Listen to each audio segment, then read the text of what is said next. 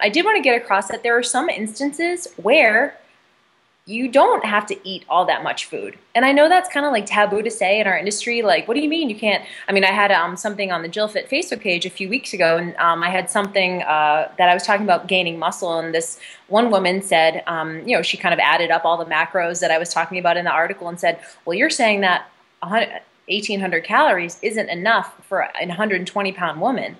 That's ridiculous. And so, and this kind of goes to what you and I are talking about, which is not necessarily. It's not. So it also depends on what your goal is. Yeah, and what I would add here to this discussion is that, I mean, people need to think a little bit about these issues. I mean, since when was the human body like guaranteed a certain amount of calories every day? You put us out on the plains of Africa, or our ancestors. It wasn't like they were like, oh, well, I got to get my 1,800 calories today. Let me go, round up all the stuff I need. No, they went days sometimes with 0 calories, right?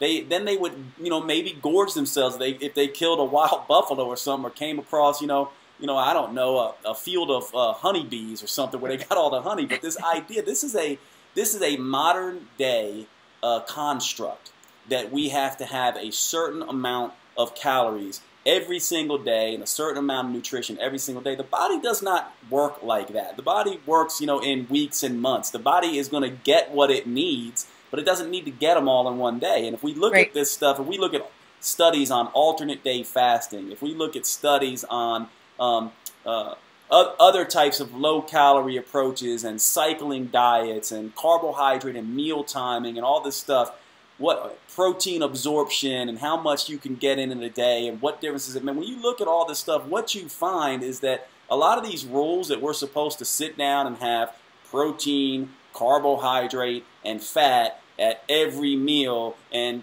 a certain amount of calories is completely a modern day construct. It is not something that the metabolism needs. It's something that our psychology and our minds created.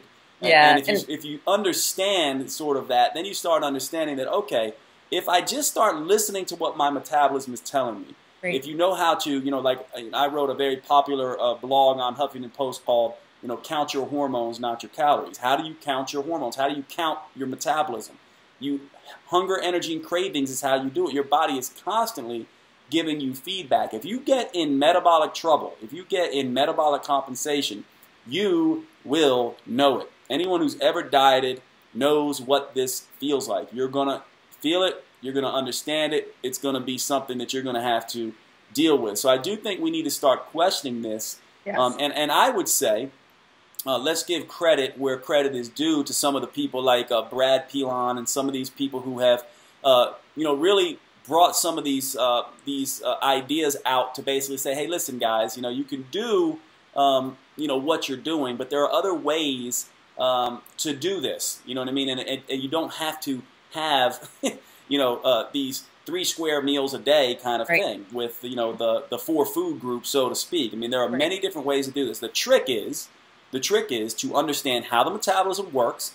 It does not work like a calculator. And by the way, for all these, sort of more alternative-minded, complementary medicine type people who are more all about the hormones, it doesn't work like a chemistry set either. There's not some magical hormonal mix that creates lasting fat loss, just like there's not some magical calorie formula that creates weight loss. It works more like a thermostat. It is adaptive and reactive, and it's different for every person. And so your only way to figure this out is to figure you out. That's the way it works, which is why our company, Metabolic Effect, really tries to take this concept and teach this to people. But it is a little bit more difficult concept to grasp at first, especially if you're in the eat less, exercise more. Those of you who've seen The Matrix, one of my favorite movies, I would say that the eat less, exercise more mindset, and this mindset that, oh my God, don't go below this amount of calories.